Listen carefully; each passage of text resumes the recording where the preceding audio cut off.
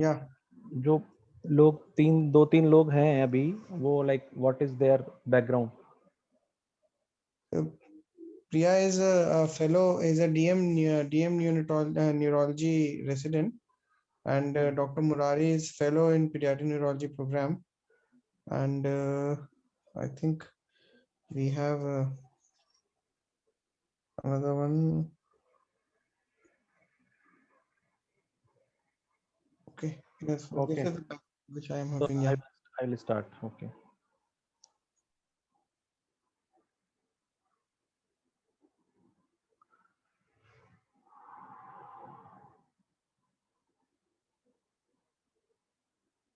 Visible है? Yeah. Yes. Okay. Okay, so topic for today's discussion is like we want to learn neuroradiology in trauma, but like if we want to learn neuroradiology, we cannot isolately learn in trauma only. So we need to know basics of neuroradiology, which I think every person who needs to see or who needs to interpret this neuroimaging which are done in emergency, that basics needs to be understood by them. So I will start my topic. So this is a CT scan of a 10-year-old boy who has come to your emergency. Okay, so I hope that like whoever is seeing this slide, at least they can know that it is a CT scan or MRI brain. I hope so. So we can be interactive because we are very few people, I think, right now. How many are there? Okay, 5 only, no? So we can. Is it a problem if I ask you people? I don't think so. Let me. I So believe it let us continue the talk, and then we will put again these slides so that we can ask them again no if no at all. no just for starting like Because we will be facing a lot of disturbance with if many microphones will be on. So that's why okay, I'm suggesting. okay, then I will be continuing then. Okay, okay, so this is a CT scan. Why I am saying so, that because I can see that there is, this is a outermost layer here is white. So what I want you to understand from this slide is that bone is white in CT scan. So first basic you need to understand is bone. Blood is white. It appears bright on a CT scan. This is the first fundamental basic for you to learn. So just remember, both B's are white. Okay, bone and blood. So any kind of calcification, any kind of blood, it will appear white on a CT scan.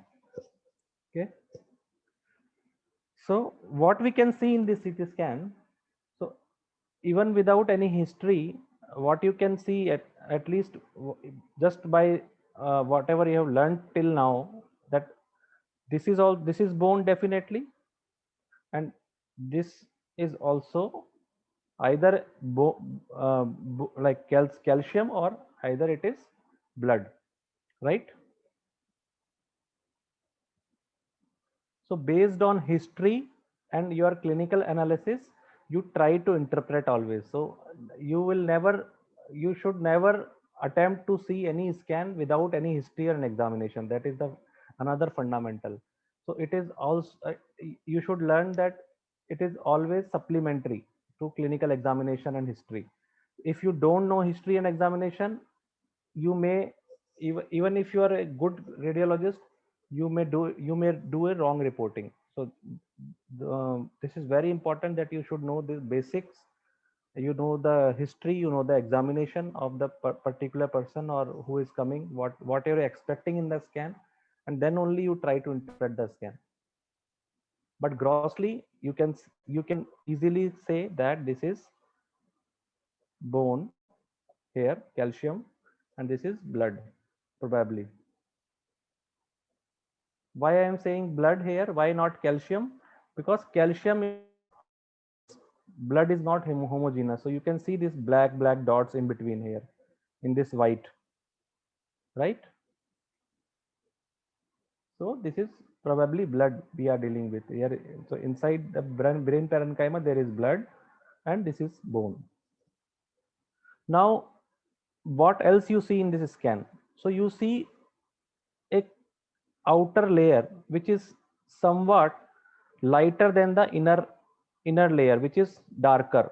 This one, this so you this is somewhat darker than the outer thing. This is white matter. So you remember this thing is inside matter is white matter. So white matter appears black in CT scan. So it can be NCCT, it can be contrast enhanced CT. White matter appears slightly darker than the gray matter, which is outside this cortex. This is gray matter, which appears relatively lighter than the inner white matter, which is dark. So you can easily see that what you can clearly see in this thing is sulc uh, very well formed sulci gyri configuration of cortex. So you can see easily that sulci gyri are formed very well in the. Why I am telling you all this? Because in acute setting, trauma setting, what will happen? This sulci gyri will become effaced. There will be no white matter. You can see that in between these gray matter strips, you can see that white matter is going inside, right? Or see, you can easily see that black lines are there in between that gray structures. You can see this here. But in a edema or like acute trauma, if there is edema is there or cerebral edema is there or bleed is there, because of bleed there is edema, surrounding edema, what will happen? This gray white matter clarity will be gone. Gray white matter clarity will we lose gray white matter clarity differentiation, and also this gray white matter junction will be effaced, so they will appear full. There will be no space in between the sulci and gyri. Okay, so with this CT, and if I if it's like if I want you to interpret this side gray matter and white matter, so you can compare from these two sides only. See, so this side is left, this side is right. Okay, our right is a patient's left whenever we are seeing imaging, and our left is patient's right. That you need to understand. Now you just focus on one thing. So see this hemisphere and see this hemisphere gray matter. Just focus on the gray matter white matter. Just focus on the gray matter white matter. So here you can see well formed sulci gyri. You can easily appreciate, but this hemisphere, this sulci gyri configuration nearby this bleed is gone. You cannot appreciate any sulci gyri here. See, just smooth. Everything is smooth. No sulci gyri like this. Right?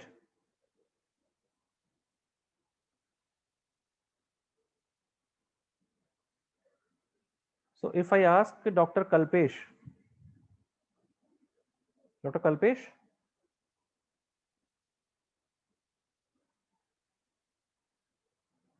Dr. Kalpesh, you want to interact? Or Dr. Murari, if you want. Yes, sir. Dr. Murari, so did you understand what I want to say, what I want to convey? That you can Yes, easily sir. appreciate that the right hemisphere has edema, and the gray white matter differentiation is lost there in the right hemisphere. Can you make out that? Yes, sir. Can you make out easily that the sulci gyri configuration is this sulci gyri configuration which you see here, it is lost here, it is not there, right? Yes, sir. Mm. Yes, sir. Yes, sir. So just one scan can teach you so many things. Just so you can make out. So this is bone, this is bleed, and there is edema because of there is a bleed. This is edema, surrounding edema there, and this hemisphere is under pressure. So if what will happen if we don't do anything, like if we don't decompress this thing, herniation will happen, midline shift will happen because of edema, and herniation will happen. So always remember that any kind of focal edema is more dangerous than generalized edema. Okay, focal bleed, focal injury, focal trauma is more dangerous than the generalized edema, generalized trauma, because focal thing, what will happen, like if this only one hemisphere has problem, so this will cause edema to the brain will swell from this side, and this will shift to other side, and the child will herniate. And herniation, it is it is a roadway to death, brain death. So once herniation happens, prognosis is very bad. So as soon as you see this, there is edema, gross edema is there, and the child can herniate, what you should do, you should call neurosurgeon immediately, or you start raised ICP measures as early as possible, and you request neurosurgery to consider decompressive craniectomy in such a child, because there is edema. And what type of bleed is this, Dr. Murari? If you can answer, what type of hemorrhage is this? It is subdural, is it epidural, is it subarachnoid hemorrhage? What kind of hemorrhage is this? Sir, this is subarachnoid hemorrhage. No. It is epidural kind of bleed. Why I'm saying? So you can see this biconvex shape. So remember, by bleed shape also you can find out what kind of bleed is this. So I'm telling on this slide itself what there are 3 types of bleed you commonly see, or you may say 4 types of bleed. So one is intraparenchymal bleed. So in parenchyma, or maybe intraventricular, you can say in ventricles. Okay, one type of bleed is this. Second is epidural, which is biconcave like this. You will see this shape. One is subdural. Subdural is like a banana sitting just below the bone. So this configuration, we will see the examples like a banana. Okay, epidural, I said, like a this thing. Okay, and what is subarachnoid bleed? Subarachnoid is in fissures, in sulcus, like this here. So this is subarachnoid bleed in fissures, in tentorium cerebelli. I will show you in later slides. So there are these 4 types of bleed, and most dangerous type of bleed is epidural bleed. Okay, so if you see epidural bleed with edema, always compress the neurosurgeons for decompressive craniectomy. And remember, decompressive craniectomy is a very simple procedure for them, and surgeons are not even touching the brain in that surgery. They are just removing a flap of brain and keeping it in somewhere else, and after some time when the edema resolves, they again put it back. That is very simple surgery, and it works wonders because it relieves that pressure which is there building up in this unilateral focal, in the focal area, like in this case here. So if you remove this bone part, just understand, if you remove this, so what the pressure which is developing here, it will easily get relieved, and the midline shift will not happen. Okay, so after this we'll see the next scan. Sir, can I ask a question? Yeah, definitely. Sir, why epidural is biconvex and that subdural is concave or convex? Why is it so? Why is there any attachment of dura to bone or any reason? Yes. So it is kind of bleed. So epidural is between bone and dura bleed. Okay, so what will happen? The blood will get loculated in between bone and dura mater. Okay, so that will, so they cannot, it cannot seep around, like it cannot seep for longer distance. So it will get loculated like this.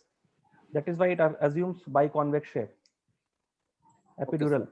But in subdural, it is below the dura, and so it can seep around like this.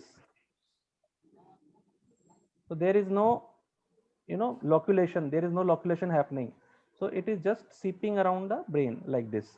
It will go like this. Okay, sir. And sir, another question. At what age in child we can differentiate between gray and white matter easily on CT scan or MRI? At all ages. At all ages. At all ages. I will tell you everything. Just let me. Okay, sir. Okay, I will Thank you, tell you sir. everything. Okay. So now this is second scan. I want you to interpret. Anybody can see the pathology here? Anyone? Anyone you want? Yes, please. SDH. SDS, subdural hemorrhage. Where? Yes. Where? On left side with a edema going on with the causing of compression of the ipsilateral temporal horns. Excellent. So you can see this hemorrhage, subdural hemorrhage. You can make out this? Yes. Everybody? Right. And there is edema. Clear edema is there. You can see this cistern space is full. You can see space here, right? In this cistern, there is gap is there, and it is completely filled by edema. There is no space. So you can see this space, very clear space is there in this hemisphere, but it is lost completely because of edema and effacement. So there is edema, there is compression to the opposite side, and there is subdural hemorrhage. So what will going to happen in this child? Herniation is almost happening in this child. कह देगा ऊपरी को छप जाएंगे sir विद्यार्थी जी को दिखा दो Please switch off your mics when we are not using. Okay. So rest of the scans we will do later. Now we will go to basics. So what we will be learning today, we will be learning basic sequences of MRI, then reading them and what type of pathology look like in each type of sequences, then CT scans, what appears in what form, like blood appears in which intensity, or pathology like tumors occur in which intensity. So we will be learning that. So normal brain anatomy, common indications, when should we do, when should we order what type of investigation, we will be learning that, and some common case scenarios. Already we have done a one EDS scenario, we will be doing more. Okay. So there are three basic sequences what you need to remember in MRI. So one is T1, everybody must be knowing, then T2, then flare. What I am writing, is it clearly visible on the slides? Yes, it is. Yes, it Okay. is. Okay. So T1, T2, flare. Okay. So just remember and try to write it down, and you can practice. So then only you will learn that T2 is very simple to identify. CSF is white. So if CSF is white, it has to be T2 in these three primary scans, primary sequences actually. Then the doubt will come in T1 and flare, where CSF is black. Okay, so how will we differentiate? We will learn in the next slides. Okay, so this is a T1 axial sequence. So remember, there can be three types of commonly used sequences, or you can say cuts, in a MRI or in a CT also. One is axial, where you see brain in axial slices like this, Then there is coronal. I will be showing how coronal looks like, and one is sagittal. There are three planes there in which you see CT and MRI. Commonly used sequences which when you see in MRI and CT is axial only. So axial, this is CSF is black. Okay, so it cannot be T2, right? Okay, so I hope everybody is understanding that it cannot be T2, it can be flare or it can be T1. Now you need to understand another concept. How will you differentiate T1 and flare? In T1, CSF, oh sorry, white matter is white. So you can see this white matter which is spread so nicely here. It is all white. So this sequence is, there is no confusion. This is T1. Okay. And gray matter is gray. So don't try to differentiate T1 and flare on the basis of gray matter. Gray matter is always gray, remember. Gray matter is gray in T2, T1, flare, every sequence. It is only white matter where the color is changing. And also remember one fact that when I am talking about color of white matter, I mean just not just white matter, it is myelinated white matter. Myelinated white matter. That is why if in a neonate you see T1, it will look like this only. Sorry, it will look like sorry T2. So if in a neonate, if you see T2, if just suppose the CSF is white in this child, in this scan, just assume that CSF is white and white matter is also like this. But so in neonate, what will happen? Ideally the white matter should be black, so you can differentiate. But what will happen is white matter appear will be like appearance will be white in a neonate. Why? Because it is all unmyelinated. So when I talk about color, I always mean it is myelinated white matter, just remember. So whenever we make this rule that white matter is white, it is always myelinated white matter. So now T2. T2, there is no doubt to identify. So first I want you to identify all the type of sequences so that there should be no confusion, and there should be never a confusion in identifying, because I will be telling you that why it is important to identify the sequence correctly first of all. So it is very easy. CSF is white here and white matter is black. And as I said, white matter is black means myelinated white matter is black. Okay, so here it is all myelinated. So you can see everything is black. All white matter is black.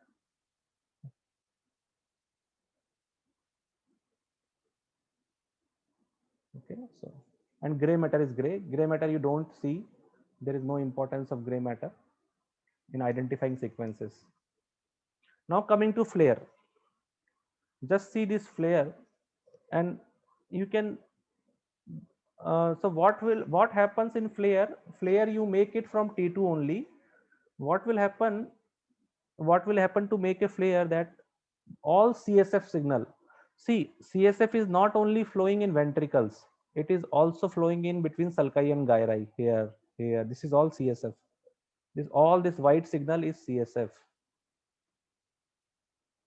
All this white signal is CSF only everywhere in all fissures, sulci, everything. This white signal is CSF only. Okay, so why we want to make a flare sequence? Because in pathologies you can see on T2, because there is no contrast happening. You can get confused sometimes. It is, if CSF is too much here and there, you may miss pathology. So what radiologists have done to make their life easy, they have suppressed the CSF signal completely and made a flare sequence out of T2. So every white signal they have suppressed of all CSF signals. So you can see this is nothing but T2. Everything is same in flare except the white signal of CSF is gone. Clear? Clear till here? Doctor किससे पूछें? Yes, sir. Dr. Bibu, sir. हाँ, Dr. Bibu, it is clear? Yes, sir. Yes, sir. Very much clear. Okay. Okay. So all CSF signal is gone. So sometimes you may get confused if ventricle cut has not been given to you, or somebody asked from the higher cut. Like I will show you an example.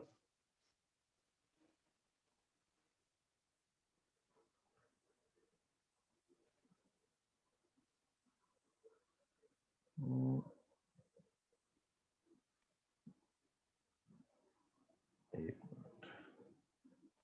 चलो बंदा दो, ठीक है. So now coming to some special sequences and to learn about them, what you need to understand first, I have told you there are three basic sequences. One is T1, T2, then flare. All pathologies you want to see in flare, remember, because you have suppressed all the CSF signal. So if anything is appearing bright in flare, that is abnormal. After you locate flare, so in flare CSF signals are all suppressed, so that you should know that. So if anything is white even after that, that means that is abnormal, that is pathologic, that is some pathology which is there. So this you should understand. If you want to see pathology, look at flare image, and if anything appears bright in there, you understand that something is wrong here. Okay, like if you see a bright signal here, white signal, hyper intense signal. So here itself I will tell you, in MRI, white signal is hyper intense. You say it is hyper intensity, and dark signal is, or less intensity signal is hypo intense. Okay, in CT scan you say it hyper dense and hypo dense, not intense. So intensity is used for MRI and density is used for CT. This you need to remember.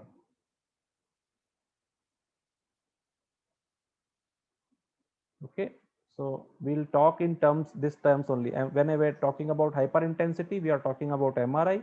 I mean, we are talking about hyper density, we are talking about CT.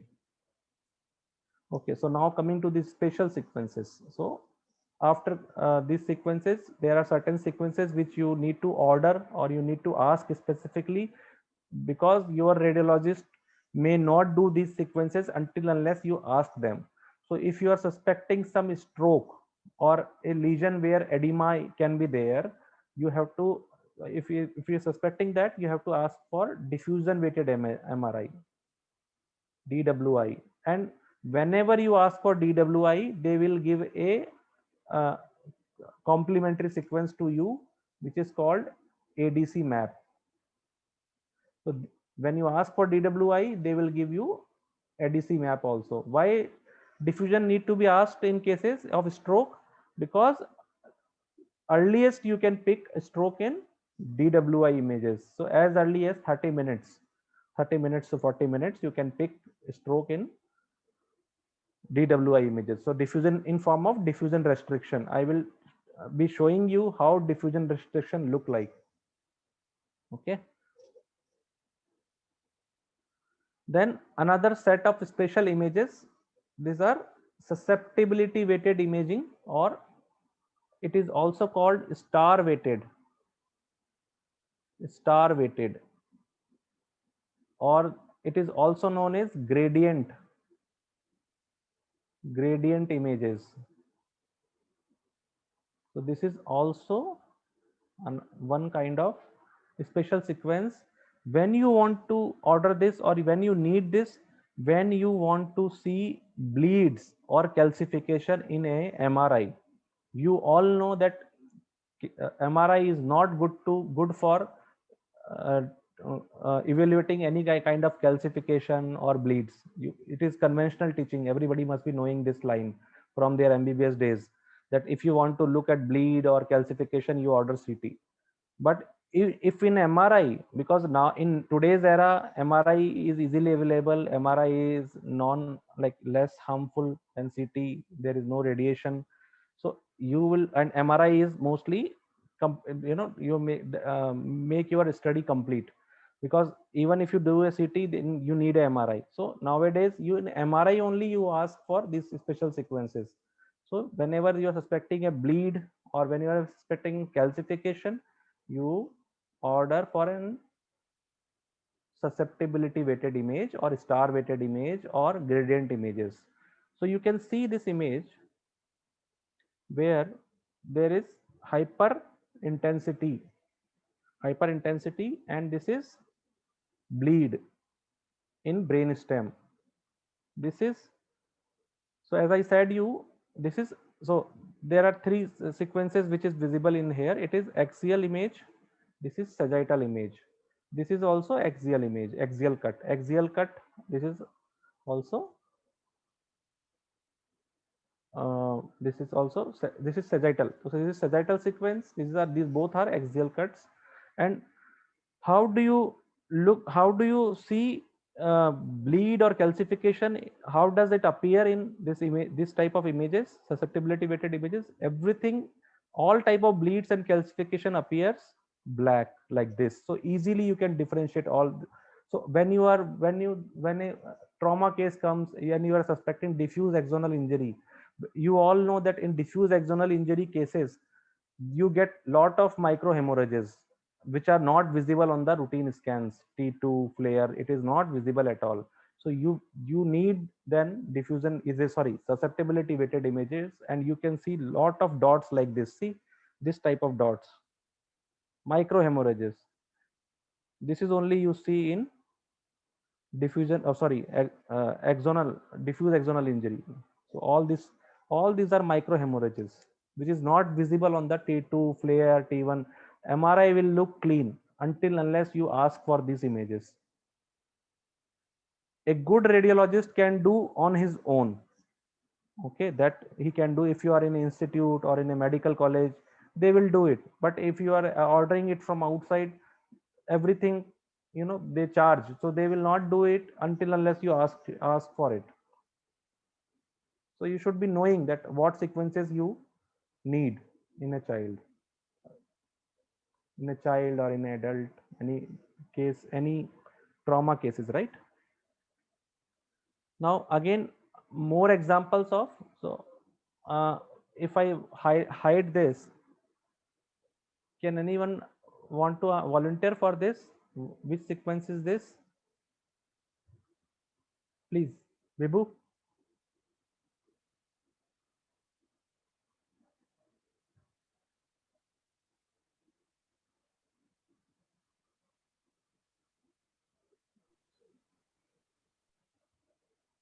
Dr. Haresh.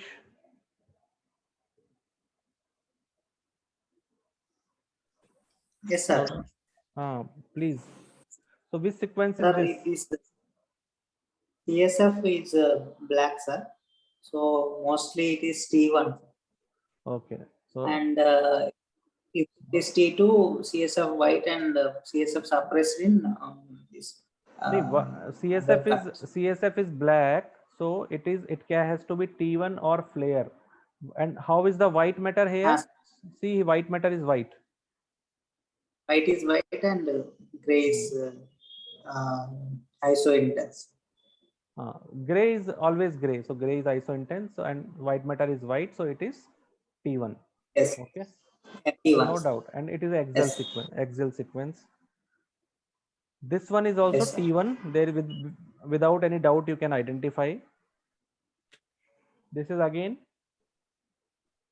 T1, right? Yes. Now this one.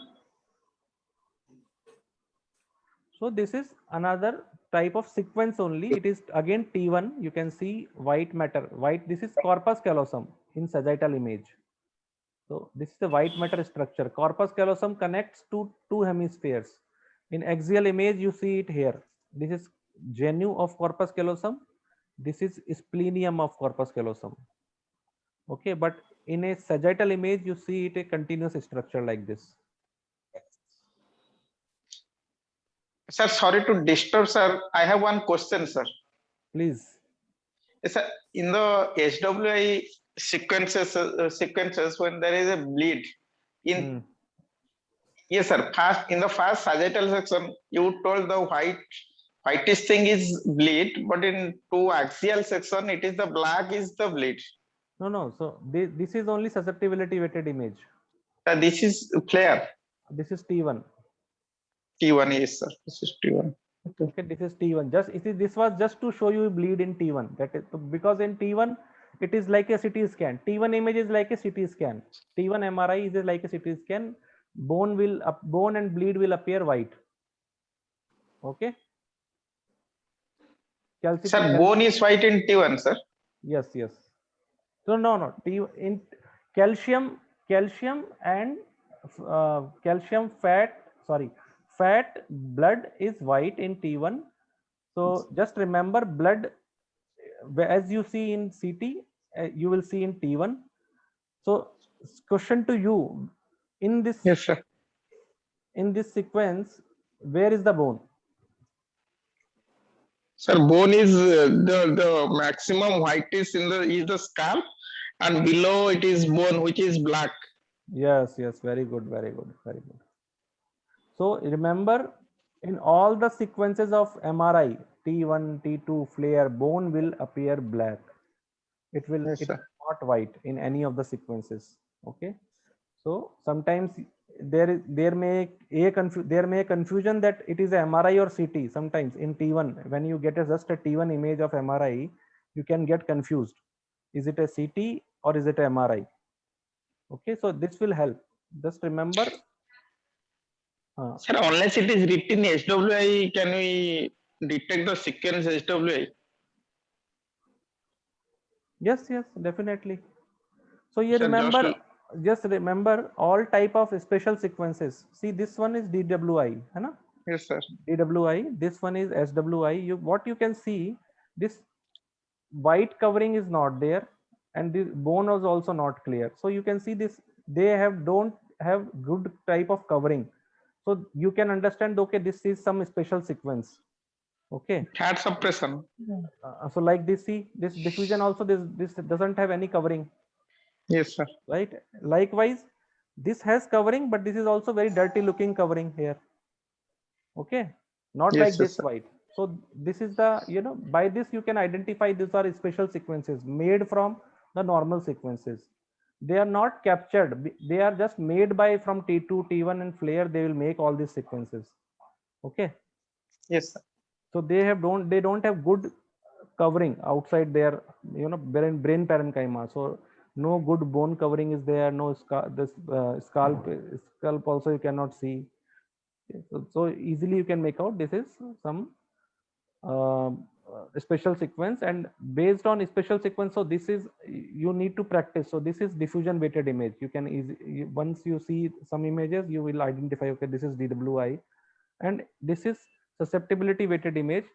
So there is one clue that blood flows in the sinuses, right? Yes, Sorry. sir. So you can see this vessels also. So you can see on brain parenchyma there is some vessels. So in this also, this is appearing black. Okay, vessels will also flow, in brain parenchyma. So you see all these linings are black, jet black. So blood flow also get captured here. Sir, in the third image, the axial image, in the posteriorly the white spot, what is that, sir? Where? Third image. In the Okay. third axial image, in the posterior most, in the sagittal, yeah. This is artifact. This is artifact in this Artifact. image. Yeah. Yes. Sir, may I ask a question? Yes. Sir, in Neuropedicon, they told they told like blurred flare looks like this diffusion weighted imaging. Is it correct, sir? Which one? Which flare? Blurred image of flare is similar to the diffusion weighted imaging. Yes, without any covering. So just you see this thing. Wait, this is stuck. One second. Yes, sir. 1 second.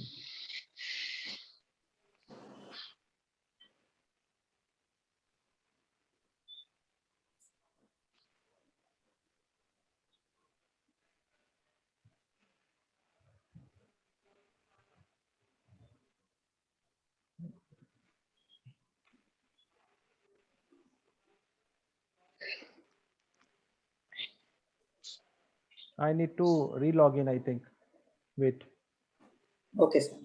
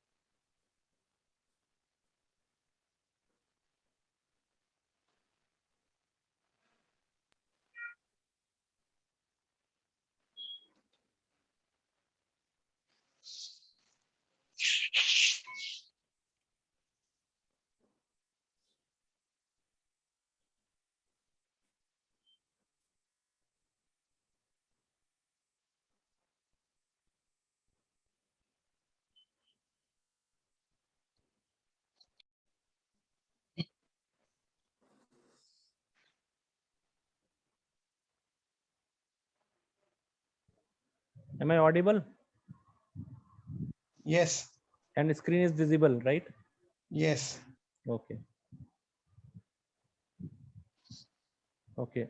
So just see these two images. This is flare. This one is flare, right? So if I remove the cover, this cover from this bone cover and all, and just see this next image, it is almost like, you can say, dirty flare. Okay, dirty flare without cover. This is diffusion weighted image. Okay, this is your only doubt, right? Yes, sir. Yes. Okay. Okay. So we will move to sequences. Then this is sagittal image, where you can see brain stem in a one sequence with going to the becoming spinal cord. So this is midbrain, this is pons belly, this is medulla, this is spinal cord, and this is cerebellum. Okay, and this white structure is corpus callosum. Right. So, Dr. Vibhu, are you there? Yes, sir. Just Yes, you can. sir. Do you want to answer which sequence is this? So this is T2 weighted, sir. T2 weighted, because T2 weighted CSF is sagittals. Because sagittal. sir, Very good. CSF is white, right? CSF is white. Yes. CSF is white, so there is no confusion. This is T2 weighted sagittal image. Okay. Now, what type of image is this? So this is the third type of sequence. One is axial, I have told you. One is sagittal. This is coronal. Okay, coronal, and this is inversion recovery sequence, also known as fat suppressed image. So when you suppress fat in brain, and this, you will get this inversion recovery sequence. And when do you want to get this type of image? When you are evaluating any child with epilepsy. So when you want to look at focal cortical dysplasias, so you need a special type of MRI, which is epilepsy protocol. And whenever you ask for epilepsy protocol, they will do this type of sequences, inversion recovery. Okay. So now coming to now I hope that you will not have any difficulty in identifying T1, T2 flare, but you need to practice. Or see, this you cannot learn in one go. So you need keep practicing. So now what I want you to learn is, how does it disappear? So how the appearances disappear in CT scan from T1 and T2. So first thing, bone is very easy. I have told you, in all the MRI sequences it is dark. In CT scan, it is bright. So there is no confusion about bone. Okay. Then air is also very uniform. Everywhere it is dark. So there is, so this also you will not have any, you need not remember. You just remember everywhere it is dark. Okay. Fat, it is interesting. So remember MRI, whatever white outline you see, it is scalp fat. So MRI, all sequences you will see bright. It is brighter in T1, it is less bright in T2, but it is still bright. The covering, outermost covering, which is scalp fat. Okay, not bone, because bone is dark in T1 and T2. Whereas in CT scan, fat is dark. That is why in CT scan, outermost covering, when you see, which is bone. Okay, so there, after that you don't see anything. Like in MRI, bone is this one, black, but you see a scalp after that. Okay, but in CT scan, what will happen? Because scalp fat will appear dark. So what, after bone, you don't usually see this scalp thing clearly, but it is there always in all CT scans. Okay.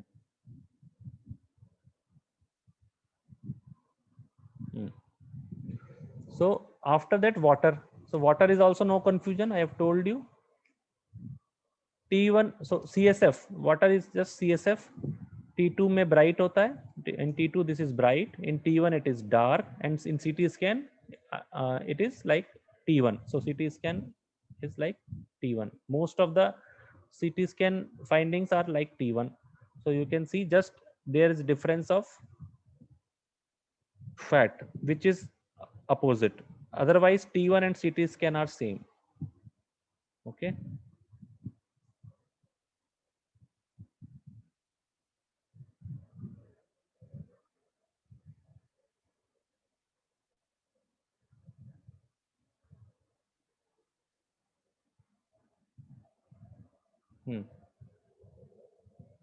Now coming to the pathologies. I think this way I will tell you by examples only, otherwise you will get confused. Okay, so coming to more, whatever we have learned, we will practice now, like a workstation. Otherwise you will tend to forget whatever you have learned. So identify air in this: subcutaneous fat, bone, CSF, gray matter, white matter. So can anyone tell me? Let us give assignment to one by one, like Dr. Harish, yeah. Dr. Murari wants to say, where is air in this scan?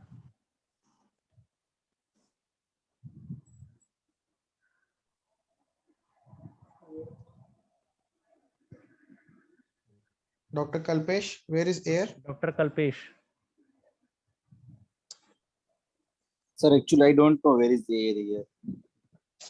Air is on that. Where is everywhere is air only. Where is air? So air is dark. Okay. Okay. So where is subcutaneous fat?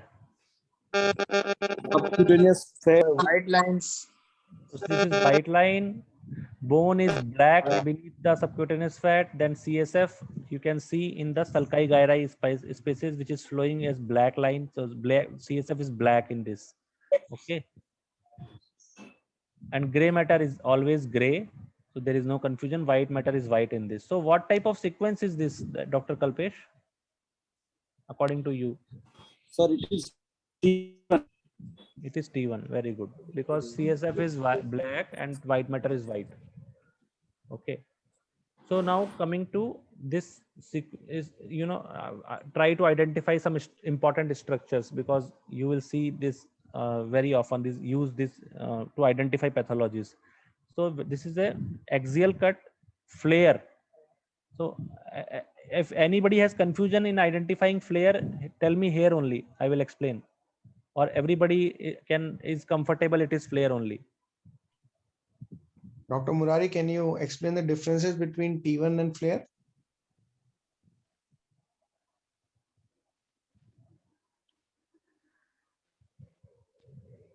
Dr. Kalpesh? Yes, sir. Ah. Sir, in T1, CSF is black and white matter is white. But in flare, CSF is black and white matter is also black. So this is flare, right? Yes, sir. Because you can see this white matter here. Okay. But I told you that it has to be myelinated white matter. Then how can I be sure that this sequence is flare only? So I will give you another clue for all of you. So you see this line. Can you everybody appreciate this white line here in ventricles? This white line. Yes, sir. This is periventricular capping. This is called as periventricular capping, and this is always present in a flare image. Okay, so if you have confusion in identifying flare and T1, just look at this white line. If it is there, it is flare probably. Okay. So this is just so these are important structures. So I will tell you. This is ventricle, lateral ventricle, just adjacent to lateral ventricle. This is caudate nucleus. This is putamen, and this is thalamus, just adjacent midline. These are round structures are thalamus. This is again putamen from this side. This is caudate, and medial to putamen there is a small globus pallidus. So this is a basal ganglia complex. So you also know all this structure known commonly as deep gray matter. Deep gray matter. So why it is important? All kind of hypoxic damage or metabolic damage will happen here first. All kind of metabolic damage, all kind of hypoxic damage, like metabolic means like sodium abnormalities, they will affect this area. If sugar after neonatal period will affect this area. Hypoxic insult will affect this area. Okay, and all type of metabolism disorder like neurometabolic disorders also will affect this area only. Okay, so this is very important. So this you need to understand. Why this to identify thalamus is important, because thalamus is the site whenever it is involved, the child will be in deep encephalopathy, because your arousal lies here mainly. So if anything is affecting thalamus, that will affect your arousal. So child will be in deep encephalopathy. That is what happens in Japanese encephalitis, dengue encephalitis, then also happens in acute necrotizing encephalopathy. This is thalamus, they will become swollen in acute A&E, you commonly known acute necrotizing encephalopathy. Then any metabolic disorders, if they affect these areas. So whenever thalamus is affected, child will be in deep encephalopathy, just remember. And in between this basal ganglia structure, you all can appreciate this black line, which is going like this. What is this, Dr. Kalpesh? So it is internal capsule. Very good. It is internal capsule. Okay. And this is deep white matter. Deep white matter. This is periventricular white matter. This is subcortical white matter.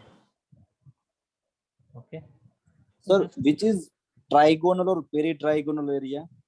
Trigonal. So these are trigones. These ventricles. This is the peritrigonal is this one. Okay. Okay, sir. Thank you.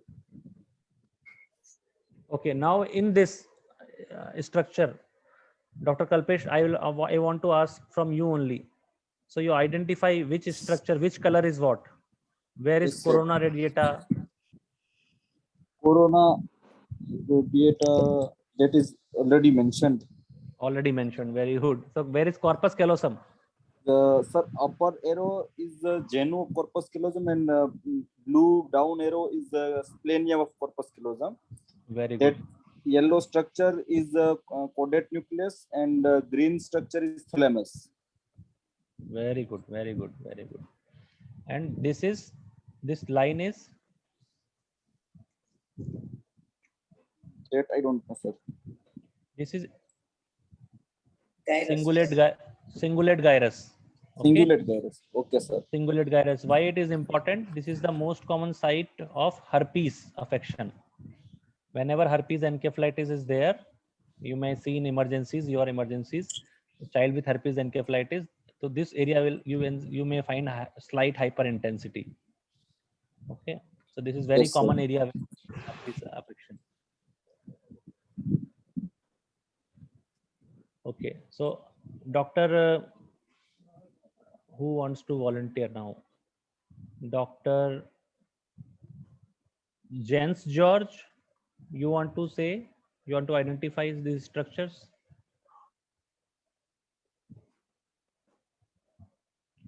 Dr. Muthu or Dr. Priya? So the upper and down arrows are actually corpus callosum, as already mentioned. That is above is genu and below is splenium of corpus callosum. And the green one, which is marked, is an insular cortex. And the yellow one is a caudate nucleus. And the green is a lentiform nucleus. And the red one being the thalamus. And Thalamus, yellow mark, which has been marked inside the ventricle, is choroid plexus. very good, very good. Okay.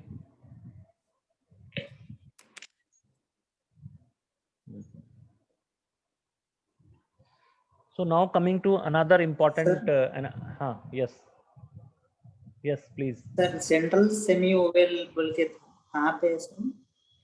Centrum semi-oval होता है ये वाला structure. If you see the upper cuts of ventricles, I will show you one if it is there.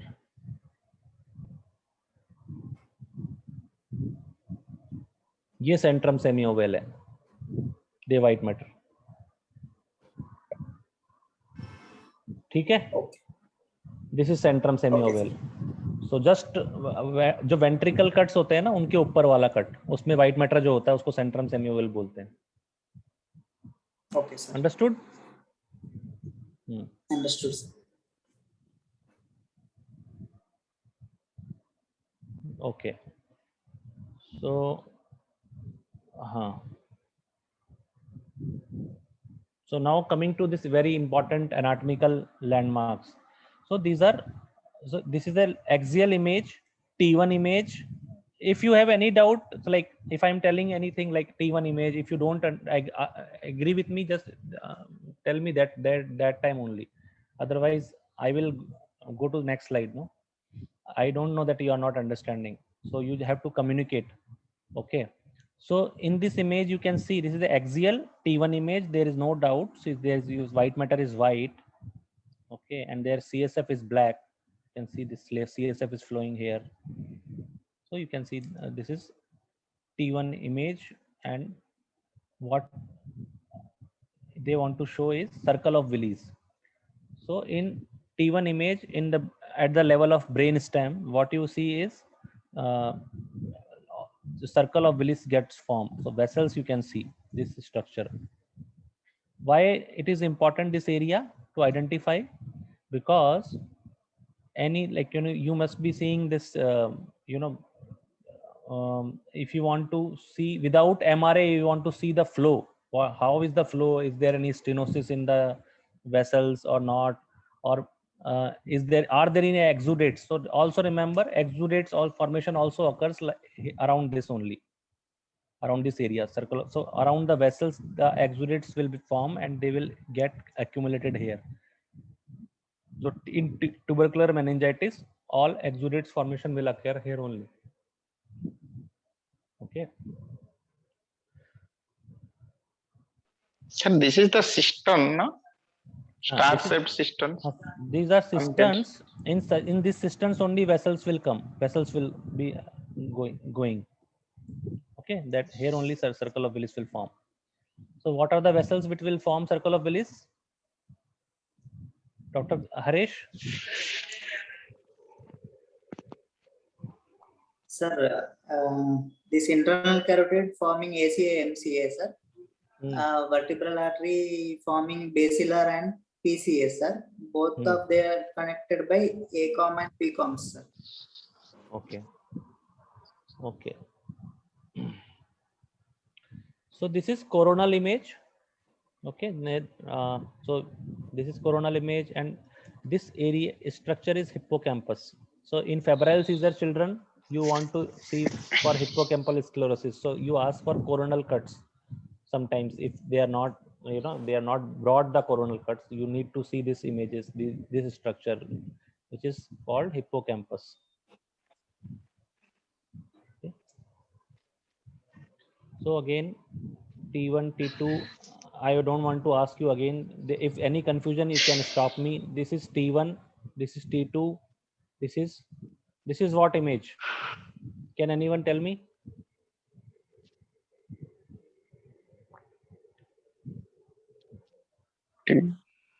This is again T1. T1. This is again T1, right? T1. Okay. Okay. So now like when we in real life, when we compare how does CT look like, how does T1 image look like, and how does T2 image look like in the same pathology. So this is the image where you can see, this is a CT scan. What you can see, Dr. Kalpesh, you can tell me the pathologies you are seeing in the CT scan. Extradural hemorrhage. Extradural. Why are you saying extradural? Oh, sorry, it is out of brain. Oh. It is out of brain. It is okay. It is out of brain. So first thing, see, bone is the outermost in CT, right? Yes, sir. So it is outside bone. It is not. It cannot be extradural. Yes, sir. Okay. This is in the scalp. This bleed yes, you are sir. seeing, and what else you are seeing? So you can see this depressed fracture is there. Yes, sir. One thing. Second thing, there is a parenchymal bleed. Right? Yes, sir. Yes, sir. Okay. And what sequence is this? This is T1. T1. So remember, to bleed to appear hyper intense in T1, it takes at least 5 to 7 days. Completely hyper intense. Okay, no? Okay. Understood? Otherwise, it looks bright only after 7 days. In hyperacute bleed will not appear white as you find in CT. That is why CT is good for evaluating any kind of hemorrhage. Okay, in acute stages. But after some time, like if 7 days has gone, then you can order MRI also. MRI is as good as CT. Okay, so you can see this both sides scalp hemorrhages are, scalp bleed is there. Then this thing is not clearly visible in T1, as all kind of pathologies are more clearly visible on T2, right? So you can see this in T2. So T2, all kind of pathologies looks bright. Remember, hyper intense, except bleed and calcification. Understood? You can write all this down. So in T2, all types of pathologies looks brighter or hyper intense, except bleed or calcification. So you can see this. That is why it is appearing dark. Understood? Yes, sir. Yes, sir. Sir, iron. This is bleed. Blood is iron. Blood is iron okay. only. Only iron deposition. Oh, yes, sir. Yeah. Blood is iron only. Blood. That is why it appears dark only. Blood. Yes, sir. Okay. Now contrast images. So when do you see? When do you do contrast? What is the indication for doing contrast CT or contrast MRI? Will you do contrast image in a trauma case, Dr. Murari? Will you do contrast image in trauma case? No, sir. Only NCCT is done in trauma. NCCT is done. Blood. So you don't require any kind of right? Any kind of contrast in trauma cases, in acute evaluation of trauma cases, you don't. So what is the indication of giving contrast in your practice? So remember, very simple concept. Whenever you are evaluating any kind of infection, and whenever you are expecting any kind of inflammation, any kind of inflammatory pathology like tumor, like demyelination, like infarct, so you may give contrast. You should give contrast. Okay, in any kind of inflammation or any kind of infection, if you are evaluating, you should give contrast. But if a child with cerebral palsy comes to you with a one episode of breakthrough seizure, there is no need of contrast in that child, neither in CT nor in MRI. Why? Because cerebral palsy is a chronic pathology, static pathology. If acute seizure happened in a child who already has seizures, so that is a breakthrough seizure probably, and you need not give contrast in that child. So remember when you should give contrast. So these are contrast images, and remember, until unless you specifically ask for, contrast is always given in T1 images. So T1 post contrast. So whenever they are telling post contrast enhancement, they are talking about T1 image only, not T2. There is nothing like T2 post contrast, FLAIR post contrast. Okay, so it is always T1 post contrast. So you can see in contrast what will enhance all these vessels, and you can see this arteries around circle of Willis, they will enhance. Okay, this wherever vessels are there, they can enhance. Or if there is meningeal enhancement, that will also enhance. So all these are vessels, linear.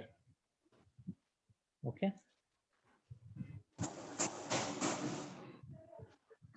Okay.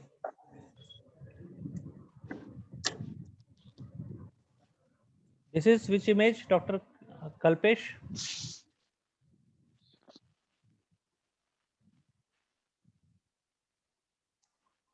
Dr. Kalpesh, what kind of image is this?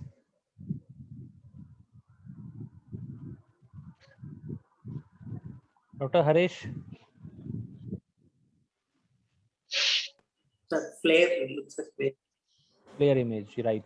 So there is no confusion. This CSF is black, then white matter is also black, and also this periventricular capping is there, right? So there is no confusion. It is flare image. This is what type of image, Dr. Murari?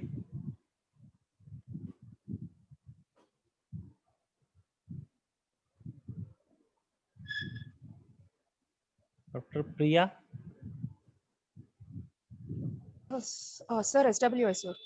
Very good, very good. So it's very simple that you can easily identify that outer covering size. As I told, that if you don't see outer coverings clearly, those are special sequences.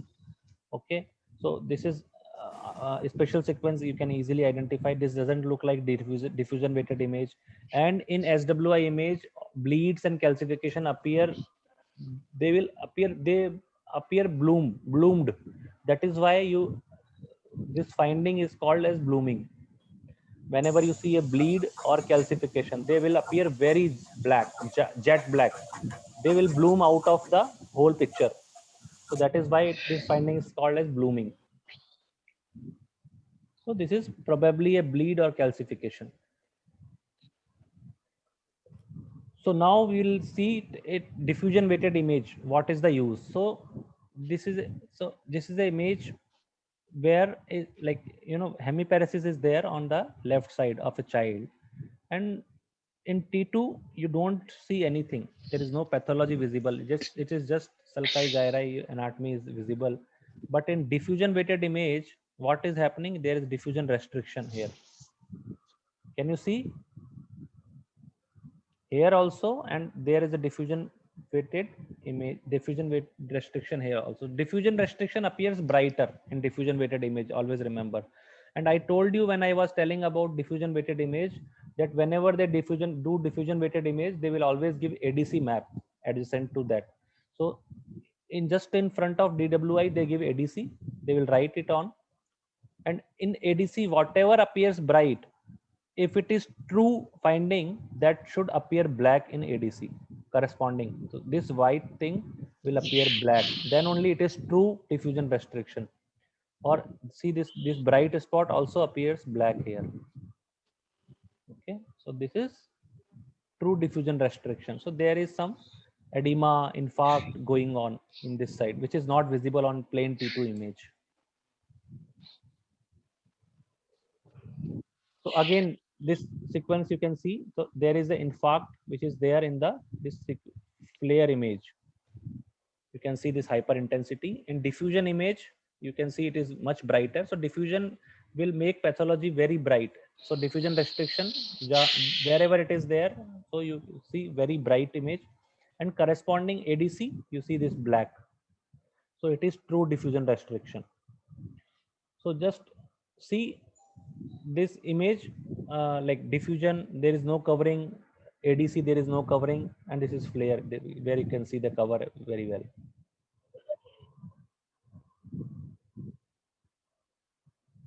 Okay, so I will not be telling you this this case. This is not related to trauma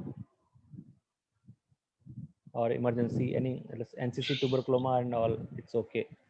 So I will tell you this case. So 8-year-old girl presented with high-grade fever for 5 days duration, left focal seizures, altered sensorium. On examination, she had GCS 10, left hemiparesis and meningeal signs. CSF showed 110 lymphocytes for high power field, protein 90 milligram per percentage, glucose 30 milligram percentage. EEG shows left temporal plaids. So Dr. Harish, can you tell me the findings and sequence wise? Identify the sequence first, tell the pathol what you see and what can it be.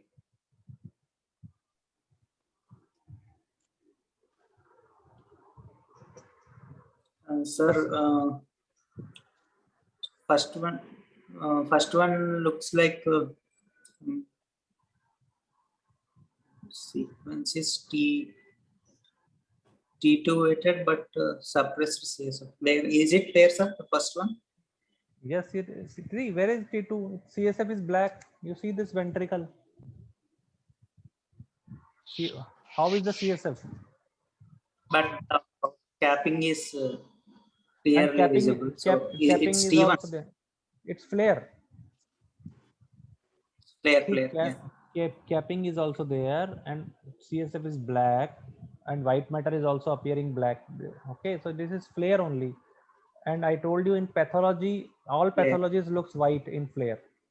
So there is where is the pathology here? What you can see? Yes. Where? So identify the pathology. Insular cortex. Okay, so there is, I told you this insular cortex so cingulate gyrus is affected. Then this temporal lobe area or basal ganglia area is there, which is also affected. So this is there. See, this is basal ganglia complex area. This is left basal ganglia complex area around, and also this cortex, this cingulate gyrus, and also this thalamus. Can you see this? Appreciate this hyper intensity here. Yes, sir. Okay, so you can see this finding. So in the second, all these images are of same child. Then this also involved, temporal lobe is also involved. You can also appreciate this is hyper intense completely in comparison to this, right? There is some hyper intensity here also, right? Yes.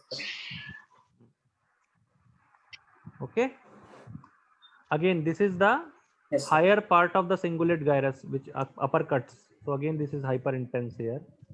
Then this is what type of image? Fourth one, D. Which image is this?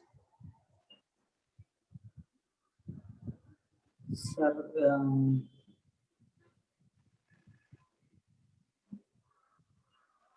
it looks like T2, sir. T2, this one. Fourth one, D.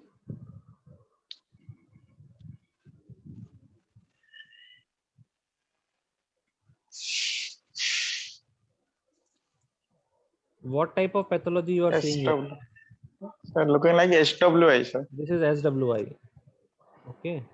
The bleeding is there. Yeah, this is blooming. Okay, this blooming, this is also blooming. You can easily Parietal appreciate. cortex. Yeah, this is blooming. Okay, this is SWI. Yes, sir. And this one is which image? Last. So, T1 with T1 with contrast. T1. So T1 with contrast. Okay, so T1 contrast contrast. is Yes. contrast is also, you are also seeing contrast, and you are also appreciating that whatever lesion pathology is there here, which you can also appreciate here. So this pathology has uneven type of contrast enhancement in between, and also has bleeding areas, right? So what type of pathology you will find all these findings? Cingulate gyrus, temporal lobe involvement, herpes. then herpes. So this is very Yes. classical, very classical image of an herpes encephalitis child. Okay, very classical. Sir, herpes, is it, sir, acute necrotizing encephalitis? No, acute necrotizing encephalitis is different. Acute necrotizing encephalopathy is like, you know, syndromic diagnosis when there is a diffuse massive involvement of bilateral thalamus in form of swollen thalami with or without white matter involvement. So it has to be bilateral thalami involvement, first thing. So other structures can be involved like brain stem, white matter, but thalami bilateral swollen should be there in acute necrotizing encephalopathy. Okay, or many type of viruses can predispose, like influenza, parainfluenza, dengue, or so genetic causes are also there. But this is not A&E herpes. Herpes is herpes encephalitis. Okay, so this is very classical image of herpes encephalitis. Now we will see this image of demyelination. So just remember, I'm just showing you very fastly going through it. So demyelination is white matter problem primarily, but lesions can be there in the gray matter also, especially the deep gray matter, which I have shown you: caudate, putamen, thalami. So all those things can be involved, and brain stem also sometime. But primary problem is in the white matter. So you can see this white matter is involved. So all these 12 sequences are flare sequences. Any doubt?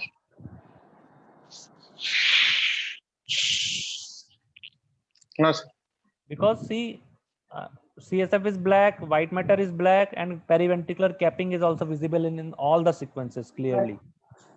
Right? And so whatever white you are seeing, that is abnormal. So you see all these white dots, all these are abnormal. This is all pathology. This is pathology. Okay, so wherever you are seeing white, it's all abnormalities. And where all you are seeing these white matter dots and abnormalities, all in white matter and deep gray matter. So this is, so when you define demyelination, so demyelination is classically asymmetric, patchy, white matter involvement with deep gray matter structure involvement, plus minus deep gray matter, deep gray structure involvement. So that is demyelination for you. And based on the area of involvement, you can make out radiologically that it can be MOG encephalitis, it can be NMO, it can be MS. So that I'm not going through, but just for this introduction, this is demyelination grossly for you. But to identify pathology, even if you don't know it is demyelination, you can judge that clinically, but you can easily identify, okay, this area is abnormal, this is white in flare, this is abnormal, this thalami is abnormal because this is white, this is abnormal, right? So easily is very easy for you. There is no, like, you know, you need not go to a radiologist for identifying the abnormalities. You can go to him, see, I am seeing this abnormality, what more you are seeing. So that will make your impression also, that you also know how to look at an MRI, how to look at CT. Yeah, this is I have covered. So again, so one slide I have kept for hydrocephalus, because this hydrocephalus is a big confusion for you people. So understand this is a normal CT, one thing, and this is the CT with hydrocephalus. Why I am telling it is hydrocephalus here? Because you see enlarged ventricles, okay, this is dilated third ventricle, and you can see this hypodensity around the ventricles. You can see this dark structure here. Yes. What is this? Seepage into periventricular area. So this is periventricular ooze. Okay, periventricular ooze. So CSF is even leaking outside in the brain parenchyma. So that is suggestive of the ventricles are in pressure and they are leaking out. So that is hydrocephalus is happening in this child, and you need to intervene. You need to drain it outside, or you have to give some drugs to to reduce the secretion of CSF. So this is hydrocephalus. So there is common doubt sometimes happen in emergency, like if atrophy is there in brain, that also will appear as hydrocephalus and or enlarged ventricles. So how do you differentiate it? So just look at these four structures. Yes, please. Sulcus gyri, sir, we have to see. Sulci gyri you have to see like this. Here, see, there is no sulci gyri in this image. It is increased pressure hydrocephalus. And see this compared to this image, all sulci gyri are widely open. Okay. And all cisternal spaces are widely open like this. You see, clearly you can see here it is nothing is visible. No brain parenchyma is also effaced. Gray white matter junction, gray white matter structure like sulci gyri, there is no space visible. Here it can see so much atrophy. Right? See this, so much space is there. So this is definitely atrophy, and this is definitely hydrocephalus, and also this hypodensities you can see slide here around the ventricles. And also very important thing is this dilatation of temporal horns in early hydrocephalus.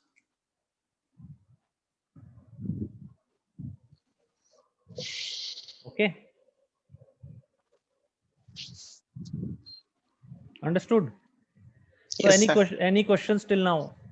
Because I need to reset. I think again it got stuck.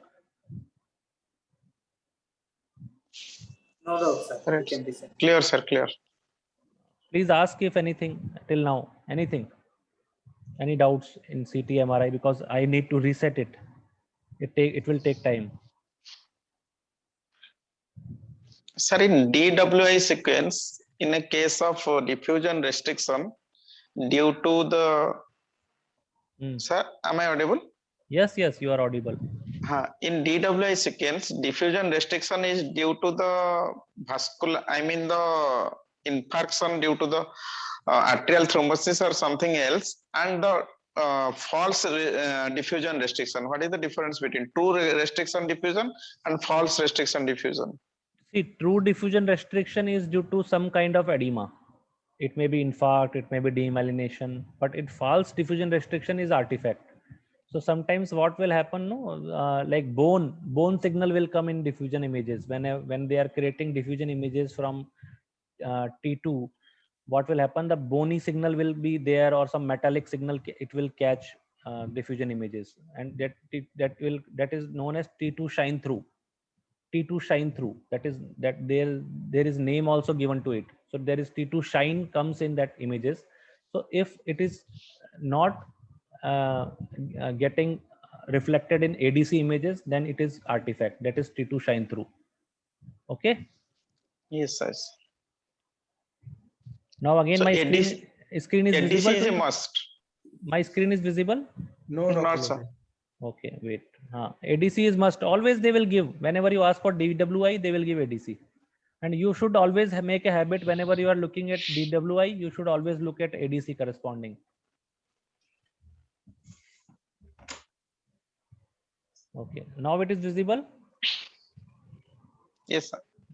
Okay, so now we'll go to this acute trauma setting. So this is, we have started with EDH.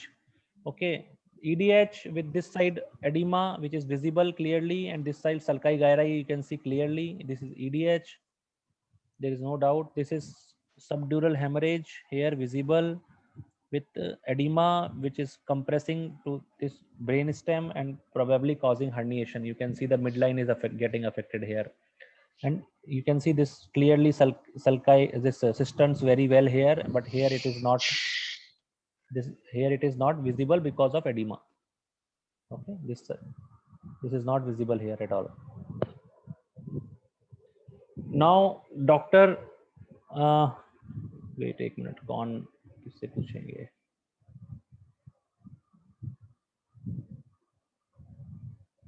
Dr. Rajiv, you want to answer this CT?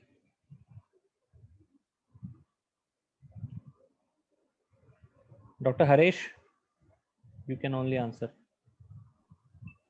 Sir, this is CT axial section, sir. CT axial section, very good. Huh? Yes. I can only appreciate no, when ventricles are not so clearly visible, and looks this like is- Fox is this is a cut above the ventricle. You will not see ventricle in this. Okay, this is not due And to Fox- edema. This is not due to edema. You are seeing not, like, see, this is also a judgment you need to make. So see, if you are expecting so much edema that ventricles are not visible, then this gray white matter junction will also not be visible. So you can easily make out this is gray, this is white. yes, yes. So if this is is clearly, white, yeah. you can do, this is clearly, if you are differentiating, that means this is not ventricle cut. This is above the ventricles. You have come. The subdural hematoma I am appreciating. Okay, very good. Where? Which side? This is the right side. Left side. Left. Left. So this is upper. left. Yeah. Okay, left frontal, and this is extend. You can see this extending till here, and right. Yes, sir. And adjacent also, you need to notice that adjacent hypodensity here.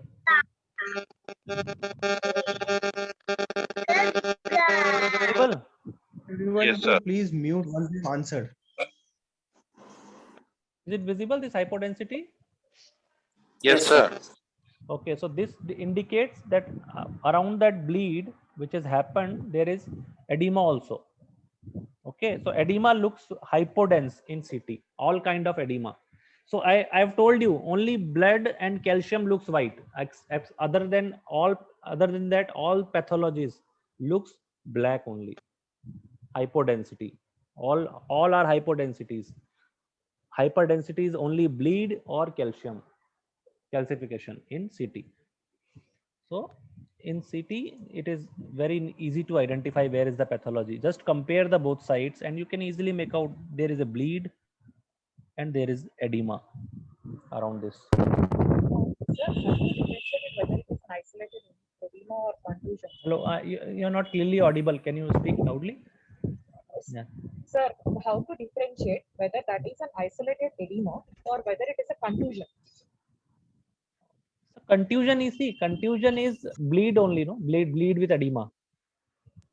Because for this patient, it is like almost adjacent area. There is some extension into the parenchyma. Like I can see some hyperintensities over there. So you are right. But what do you mean by a contusion? Contusion is, what is the pathology in contusion? Head injury following that some bleed surrounding some edema. So that is what I'm telling. It's bleed and edema. And if you want to club that you can tell that it is a contusion here. Okay. Okay. Sir, So now, any Fox? Sir, Fox be jara shift here. Is it a shift of the Fox itself? where? Which previous? Previous. No. Is it a shift? No. It is just subdural bleed. And now in this CT, can anyone tell where is the pathology?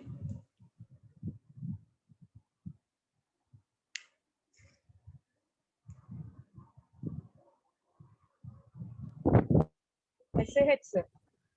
Very good. So you can Subarachnoid hemorrhage, sir, looking like subarachnoid hemorrhage. yes, very good. So you can make out this these extensions are there in hyperdense extensions. Subarachnoid hemorrhage is there. Okay. Okay, what is the pathology here and what type of sequences are these, and identify the sequences first, then identify the pathology, and let me know the final diagnosis. So sequentially, who wants to attempt it? So first sequence is Sir, a me. PT sequence. Yes, please speak. Yes. Sir, fast is looking like T2 sequence, sir. The lateral ventricle, frontal horn, and the posterior horn is dilated with third ventricle also dilated. First you identify sequences. So that is T2, right? Okay, then T2 axial. Yes, then Sir, there is a hydrocephalus because of no lateral sequence. This one. Oh, second. Yes. Second is a T1. T1. Okay. Then this one. This one is sir, contrast enhanced T1. Okay. Then now come to pathology. Sir, in first sequence, first picture, it is looking like hydrocephalus because the anterior horn is dilated and with a periventricular seepage, and also posterior horn and the third ventricle is dilated. Yes. Okay, so you can also see this edema, which is edema or any kind of pathology in T2 is white. So okay, but and the corresponding in CT you can also see this hyperintensity is hypointensity. So whenever in doubt in MRI, you can easily confirm your finding.